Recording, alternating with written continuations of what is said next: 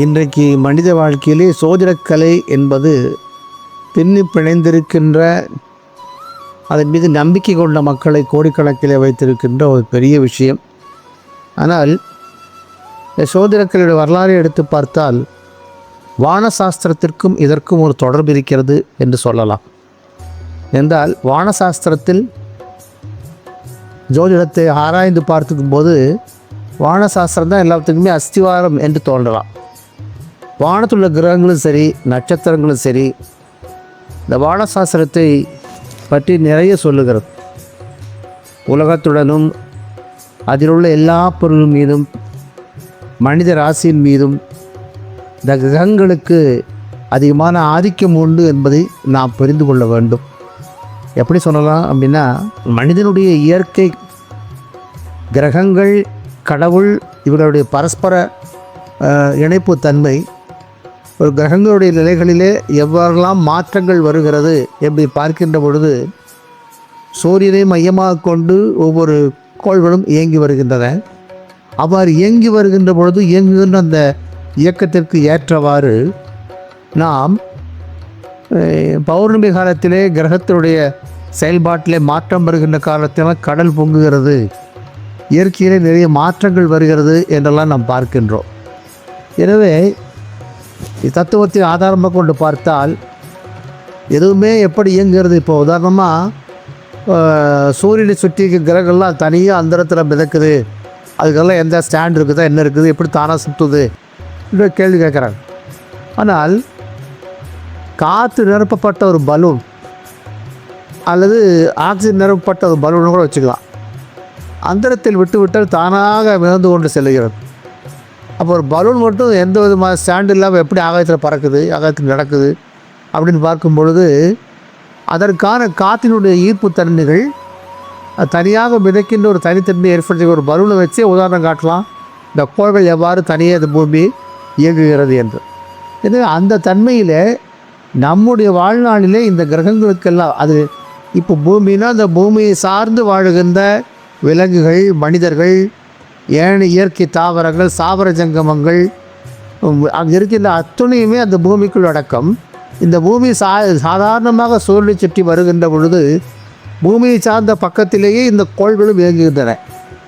எனவே எல்லா கோள்களுடைய இயக்கங்களுடைய பாதிப்பும் இந்த சூரியனை சுற்றி வருகின்ற பூமிக்கும் அந்த காலங்களுக்கு ஏற்ற பாதிப்பும் இருக்கின்ற காரணத்தினால் எப்படி கிரகங்கள் என்பது தன்னுடைய பணிகளை செய்கிறதோ அதனுடைய தன்மைக்கு ஏற்றவாறு பூமியிலே வாழ்கின்ற மனிதர்கள், விலங்குகள், தாவரங்கள், ஜங்கம் எல்லாத்துக்குமே ஒரு விதமான மாற்றம் உண்டாகும். அப்போ அந்த மாற்றம் உண்டாகும் போது எப்பொழுது என்ன மாற்றம் எப்படி நிகழ்கிறது அப்படின்னு கணக்கெடுக்கிறாங்க. அப்படி எடுக்கும்போது சூரியனிலிருந்து பூமி எவ்வளோ தொலைவில் இருக்குது, எப்படி சுற்றி வருது, தன்னைத்தானே சுற்றி அந்த பூமி சுற்றி வர்றதுக்கு இவ்வளோ காலம் ஆகுது அப்படின்னு சொல்லி கணக்கு பார்க்குறாங்க. அப்படி ஒவ்வொரு கோள்களுமே எடுத்துக்கொள்ளுகின்ற காலம், அதற்கான நேரம், அப்படிப்பட்ட காலகட்டத்தில் அந்த கோள்கள் இவ்வாறு இயங்கினால் என்னென்ன சம்பவங்கள் நடக்கலாம் என்பதெல்லாம் காலங்காலமாக ஆய்ந்து பார்த்து அதன் மூலமாக நிறைய ஆய்வினுடைய கட்டுரைகள் வெளிவந்து மிகப்பெரிய அறிஞர்கள் எல்லாம் ஜோதிடத்திலே வல்லமை உள்ளதாக மாறுவதற்கான காரணம் இந்த ஆராய்ச்சி தான். எனவே எல்லா கோள்களும் தன்னுடைய செயல்பாட்டில் எவ்வாறு இயங்குகிறதோ அந்த இயக்கத்திற்கு ஏற்றவாறு இருக்கின்ற பலன்கள் கண்டிப்பாக ஒவ்வொரு ராசிக்கும் அவரவருடைய தன்மைக்கு ஏற்றவாறு இயங்குகிறது என்பது நிச்சயம் உண்மை.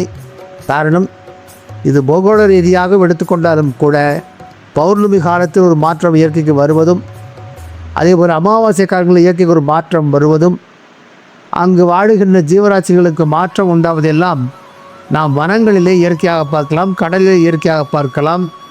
என்றால் மனிதனுக்கிடையேயும் இதுபோல மாற்றங்கள் கண்டிப்பாக இருக்கும் என்று காட்டுவதே ஜோதிடக்கலை. எனவே ஜோதிடக்கலையின் மீது அதிக ஆர்வம் கொண்டவர்கள் இன்னும் நிறைய கற்றுக்கொள்ள வேண்டும். அது ஜோதிடக்கலையின் மூலமாக நன்கு உணர்ந்து தெளிந்து அந்த கலையின் மீது நன்கு சாரமிக்க தெளிவு தனக்கு கிடைத்த பிறகுதான் தான் ஒரு ஜோதிடன்னு தன்னை பற்றி வெளியே சொல்லி கொண்டு 4 பேருக்கு அதை பற்றி தெளிவாக சொல்ல வேண்டும். ஒரு ஜோதிடர் முடிந்தவரை யாருடைய மனதில் நோகடிக்கின்ற வார்த்தைகளை சொல்லாமல் இருந்து அதை அவர்களுக்கு மறைமுகமாக சுட்டிக்காட்டி அந்த வரக்கூடிய பாதிப்புகளை வேறு விதமாக சொல்லாமே தவிர தன் எதிரே வந்து கேட்பவருடைய மனம் நோகும்படி அதையும் சொல்லாமல் அதை உணர்த்துகின்ற வகையிலே பேசலாமே தவிர தன்னை கேட்க வந்த ஜோதிடம் மனம் நோக்கும்படி இது பேசக்கூடாது என்றெல்லாம் சொல்லுவார்கள். எனவே இந்த கலை எல்லா மனிதனுக்குமே பெரிய வாய்ப்புடைய ஒரு விஷயம்தான். என்றாலும் ஜோதிடத்தின் மீது நம்பிக்கையும் நாட்டமும் ஆர்வம் யாருக்கு இருக்கிறதோ அவர்களால் இந்த கலையை கற்றுக்கொள்ள முடியும். எனக்கு சொல் கருத்து ஒன்று உண்டு. என்னவென்றால், எல்லோராலும் கற்றுக்கொள்ள முடியாது என்றாலும் அந்த கலையின் மீது இருக்கிற நாட்டத்தை கொண்டவர்கள் வளர்ந்து ஆளாகின்ற பொழுது அவர்கள் சொல்லுகின்ற விஷயங்களிலே உண்மைகள் இருந்தால் அவற்றை ஏற்றுக்கொள்வதும் அவர்களை ஊக்கப்படுத்தி இன்னும் நல்ல விதமாக அந்த கலையை கற்றுக்கொள்வதற்கு நாம் ஊக்கப்படுத்துவதும் முக்கியம். எனவே ஜோதிடமே இல்லை என்று சொல்லுவதோ சாஸ்திரமே இல்லை என்று சொல்லுவதோ எல்லோருக்குமே எளிதாக ஒரு வார்த்தையாக இருந்தாலும் அது எவ்வாறு இல்லை என்று சொல்லுகிறீர்கள், எப்படி அது தவிர்க்கப்படுகிறது என்றெல்லாம் விளக்கம் கேட்டால் அவங்களால் சொல்ல முடியாது. காரணம், இயற்கையால் நிகழாத மாற்றங்கள் இல்லை. அவ்வாறு இருக்கின்ற பொழுது ஒவ்வொரு மனிதன் தன் வாழ்க்கையிலே அந்த குறிப்பிட்ட வயது ஆண்டுகள் ஜோதிடத்தில் 120 வயசு மனுஷருக்கு சொல்லுவாங்க. அந்த 120 வயதுக்குள் நான் வாழுகின்ற வாழ்க்கை இன்றைக்கி அப்படியே சொருகி 100 வயசாக பண்ணிட்டோம். எனவே அந்த குறிப்பிட்ட 100 வயது காலத்துக்கும் மனிதனுடைய வாழ்க்கையிலே மலர்ச்சி, எழுச்சி, வளர்ச்சி, வீழ்ச்சி, வெற்றி, தோல்வி, சங்கடம், துக்கம், கண்ணீர், மகிழ்ச்சி என்று அப்படியே மாறிக்கொண்டே இருக்கின்ற ஒரு வாழ்க்கை சக்கரமாகும். எனவே அந்த வாழ்க்கை சக்கரத்திலே இந்த கிரகங்களுக்கு என்ன வேலை, கிரகங்களுக்கு ஏற்ற தன்மைகளுக்கு என்ன வேலை, இந்த கிரகங்கள் இவ்வாறு மாறினால் என்ன சம்பவிக்கும் என்பதெல்லாம் சுட்டி காட்டுகின்ற ஜோதிடக்கலை ஒரு மனிதனுக்கு சிறந்த வழிகாட்டு என்பதிலே எந்த சந்தேகமும் இல்லை. எனவே அதை தெளிதின் திறம்பட கற்றவர் முன்னால் சென்று அவரிடம் இந்த ஆலோசனைகளை கேட்டு அதன்படி வாழ்க்கையை நடத்துவதற்கு ஜோதிடக்கலை நிச்சயம் நல்ல உதவி செய்வதிலே சந்தேகமில்லை. எல்லோரும் ஆர்வத்தோடு கற்றுக்கொள்ள முயற்சி செய்யுங்கள், அல்லது ஜோதிடம் கற்றவர்களுக்கு ஊக்கமும் கொடுங்கள். எதிர்காலத்திலே இந்த கலை ஜெயிந்து விடாமல் இன்னும் சிறந்து மேலோங்க வேண்டும் என்று எல்லோரும் இதில் ஆர்வம் காட்டுங்கள். அதுதான் ஜோதிடக்கலை மிகப்பெரிய சிறப்பாகவும் இருக்கும். நம்முடைய பண்பாடு, பண்டைய எதிர்பார்ப்புகள் ஆகியவற்றெல்லாம் நாம் மீண்டும் வெளியில் கொள்ள வேண்டும் என்று சொன்னால் நாம் நிறைய கற்றுக்கொள்ள வேண்டும், தெரிந்து கொள்ள வேண்டும் என்ற ஆர்வத்தோடு அனைவரும் ஜோதிடக்கலைக்கு முக்கியத்துவம் கொடுக்குமாறு கேட்டுக்கொள்கிறது.